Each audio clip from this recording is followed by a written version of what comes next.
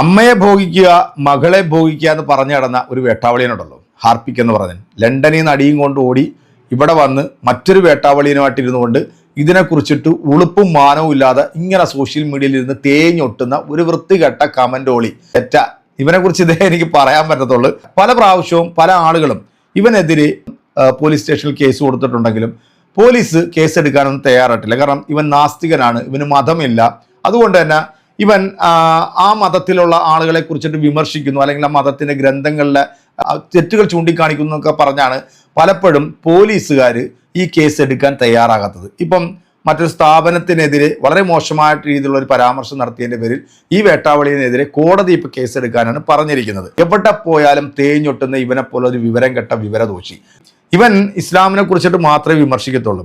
നാസ്തികനാകുമ്പോഴത്തേക്ക് എല്ലാ മതത്തിലുമുള്ള അനാചാരങ്ങളെക്കുറിച്ചോ അല്ലെങ്കിൽ അവരുടെ ഗ്രന്ഥങ്ങളിലുള്ള തെറ്റുകളെ ചൂണ്ടിക്കാണിക്കുന്ന ഒരാളാണ് നാസ്തികൻ എന്ന് പറയുന്നത്.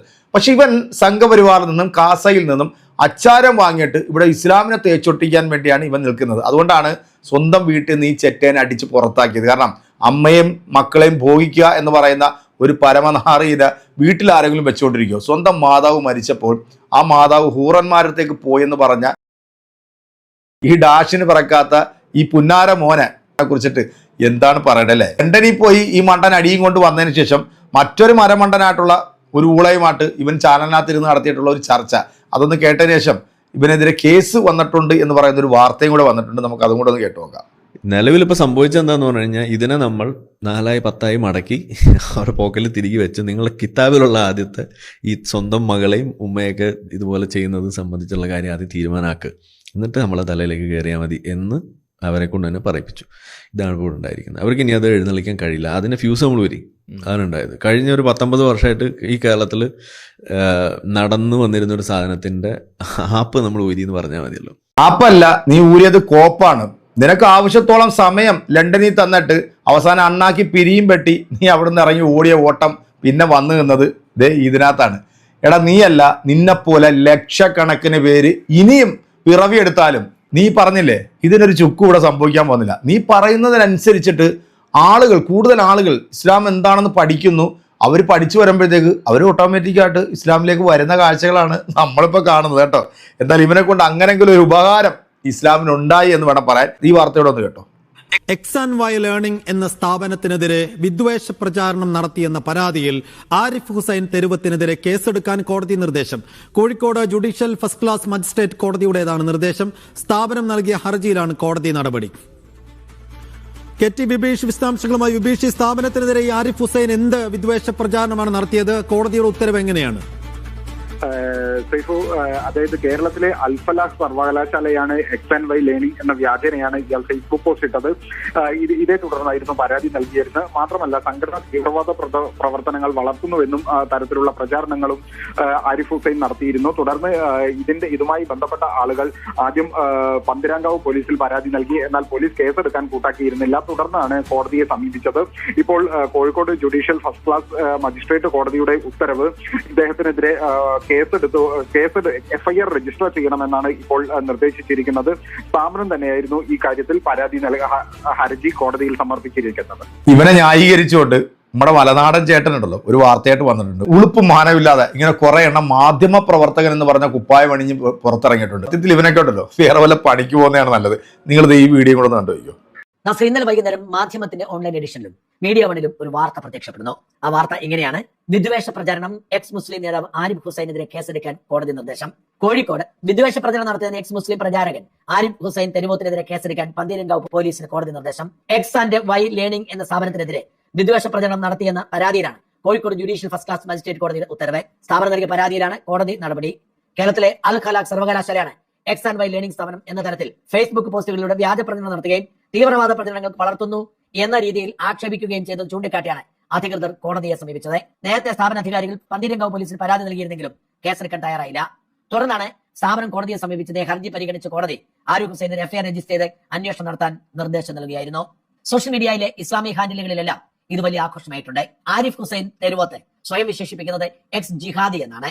അതായത് ഇസ്ലാമിക മതത്തിൽ ജനിച്ച് ഇസ്ലാമിക തീവ്ര നിലപാടുകൾ എടുത്തിരുന്ന ഒരു വ്യക്തിയായിരുന്നു താനെന്നും പിന്നീട് താൻ ഖുറാൻ പൂർണ്ണമായും വായിച്ചപ്പോഴാണ് തെറ്റുബോധ്യപ്പെട്ടതെന്നും പറഞ്ഞ് ഇസ്ലാം വിശ്വാസത്തിനെതിരെ, പ്രവാചകനെതിരെ, ഖുറാനെതിരെയൊക്കെ നിരന്തരം പ്രസംഗിക്കുകയും എഴുതുകയും ചെയ്യുന്നതാണ് ആരിഫ് ഹുസൈൻ ഓബി.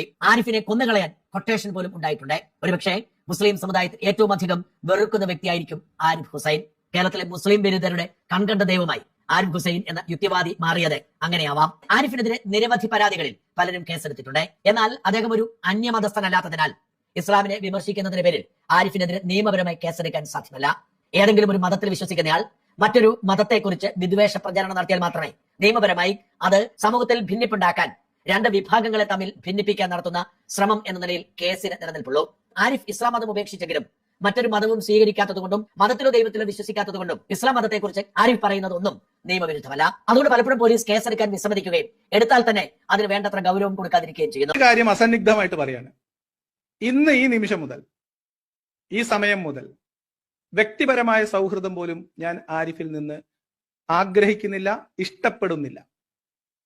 ആരിഫ് എന്റെ ഒരു സുഹൃത്താണ് എന്ന് ഞാൻ പല ആളുകളോടും, ഇന്നലെ വിളിച്ച ആളുകളോടും ഇന്ന് വിളിച്ച ആളുകളോടും പറഞ്ഞിട്ടുണ്ടായിരുന്നു. അത് ഞാനിപ്പോൾ പിൻവലിക്കുകയാണ്. ആരിഫുമായിട്ടുള്ള സൗഹൃദ ബന്ധം ഇവിടെ അവസാനിപ്പിക്കാം. എന്താ രാമേന്ദ്ര പ്രശ്നം?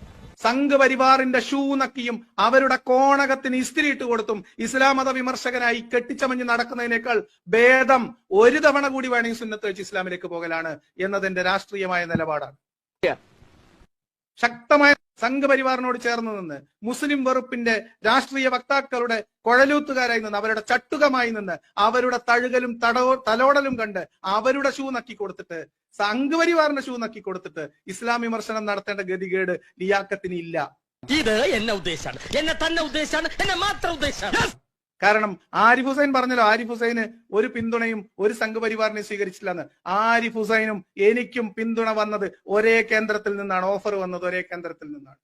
ആരിഫ് ഹുസൈൻ അത് സ്വീകരിച്ചു, ഞാൻ അത് നിരാകരിച്ചു. ആ നിരാകരിച്ചതിന്റെ കാരണം ആ വ്യക്തിയോട് ഞാൻ പറഞ്ഞു. ആ വിഷയം ആരിഫിന് വളരെ കൃത്യമായിട്ട് അന്ന് അറിയുകയും ചെയ്യാം.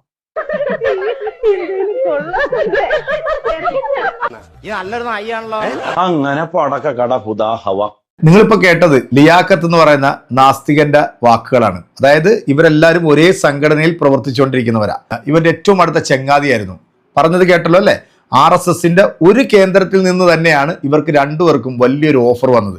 ആ ഓഫർ ഈ തന്നിക്കാത്ത ഇവൻ അങ്ങോട്ട് സ്വീകരിച്ചു, ലവൻ അത് സ്വീകരിച്ചതുമില്ല. വളരെ വ്യക്തമായിട്ട് തന്നെ ഇത് കേരളത്തിലെ പൊതുസമൂഹത്തോട് പറഞ്ഞു തന്നിരിക്കുക. 2ഉം 3ഉം പെണ്ണും കെട്ടി കുട്ടികളെ ഉണ്ടാക്കി കൊടുത്ത് അവരെയും നോക്കാതെ സകലമാന രാജ്യത്തും സംഘപരിവാറിന്റെ കാസാടയും പണത്തിന്റെ ബലത്തിൽ വ്യഭിചരിച്ച് കിടക്കുന്ന ഇവനെപ്പോലുള്ള ഓളികൾക്ക് ഇനി നമ്മൾ എന്ത് മറുപടിയാണ് കൊടുക്കേണ്ട? എൻ്റെ പ്രിയപ്പെട്ട പ്രേക്ഷകരെ, ഈ തെണ്ടിത്തരവും തെമ്മാടിത്തരവും ഒക്കെ പറയുമ്പം ഇപ്പം പറയുന്നുണ്ടല്ലോ, ഇപ്പം പല വീഡിയോകളിലൊക്കെ വന്ന് പറയുന്നുണ്ട്, ഇസ്ലാമിനെ വിമർശിച്ചാൽ, ഇസ്ലാമിൽ നിന്ന് പുറത്തു പോയി കഴിഞ്ഞാൽ അവനെ കൊല്ലണമെന്നാണ് ഈ മതം പഠിപ്പിക്കുന്നത്. ഏതോ വിവരം കെട്ട തലപ്പാക്കെട്ട് കെട്ടിയ ഏതോ ഒരു മൊയിലിയാർ വന്നിട്ട് ഇത്തരത്തിലുള്ള പരാമർശങ്ങൾ നടത്തിയിട്ടുണ്ട്. അതൊക്കെ സ്പോൺസേഡ് ആണ്. ഇവനെ പോലുള്ള വൃത്തികെട്ടവന്മാർ പൈസ കൊടുത്തിട്ട് ഇതുപോലുള്ള ആൾക്കാരെ കൊണ്ട് പറയിപ്പിക്കും. എടുത്തു വെച്ചുകൊണ്ട് പറയും, ദേ മതപണ്ഡിതൻ പറഞ്ഞു എന്ന്. ഇന്ത്യയിൽ, കേരളത്തിൽ പ്രഗത്ഭരായിട്ടുള്ള അനേകം മതപണ്ഡിതന്മാർ ജീവിച്ച് മരിച്ചു പോയിട്ടുള്ള ഒരു മണ്ണാണ്. ഇപ്പോഴും ജീവിച്ചിരിപ്പുണ്ട്. അവരുടെ വായിൽ നിന്നും ഇസ്ലാം വിട്ടുപോകുന്നവനെ കൊല്ലണം എന്ന് എവിടെയെങ്കിലും പഠിപ്പിച്ചിട്ടുണ്ട്? ഇസ്ലാമിലേക്ക് വന്ന ഒരു സാധു യുവാവിന് നടു റോട്ടിലിട്ട് സുബൈ നമസ്കാരത്തിന് വരുമ്പോൾ വെട്ടിക്കൊന്ന ഒരു നാടാണ് നമ്മുടേത്. അതിനെക്കുറിച്ച് പറയാൻ ഇവന്റെ നാവ് പൊങ്ങൂല. കാരണം പൊങ്ങിയാൽ മറ്റവൻ അണ്ണാക്കിലേക്ക് ഒഴിച്ചു കൊടുക്കുന്ന അമേദ്യം അവിടെ കൊച്ചങ്ങ് നിന്നു പോകും. എടാ, ആണും പെണ്ണും കെട്ട് ഇങ്ങനെ ജീവിക്കുന്നതിനെക്കാട്ടി നല്ലത് ഓടി വരുന്ന വല്ല ട്രെയിനിന് തലവെക്കുന്നതാണ് നിനക്ക് നല്ലത് കേട്ടോ. എന്തായാലും എൻ്റെ പ്രിയപ്പെട്ടവരെ, ഇതുമായി ബന്ധപ്പെട്ട് നിങ്ങളുടെ കമന്റുകൾ നമ്മുടെ കമന്റ് ബോക്സിൽ നല്ല ഞെരിപ്പാട്ട് അങ്ങോട്ട് കൊടുക്കുക. അടുത്തൊരു വീഡിയോ നമുക്ക് വീണ്ടും കാണാം. അതൊരിക്കൽ എല്ലാവർക്കും